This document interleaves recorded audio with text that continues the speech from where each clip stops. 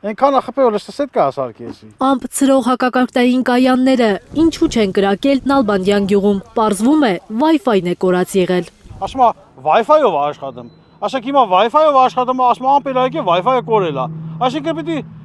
բաց երկնքի տակ կրակել այդ կարկտակայանը։ Ասենք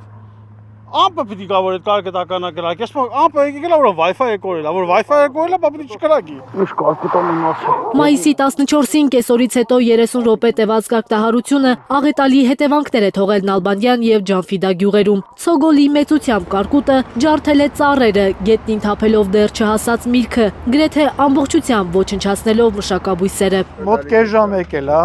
շատ արագ ու ցան նման նստել է։ Ինչ չափի էր։ Չափը սկզբից sense այս չափ էր սկզբից, մի քիչ եկա, մի րոպե չափ, նրանից հետո արդեն սկսեց մանրանալ ու ահա որ ցան նման եղած։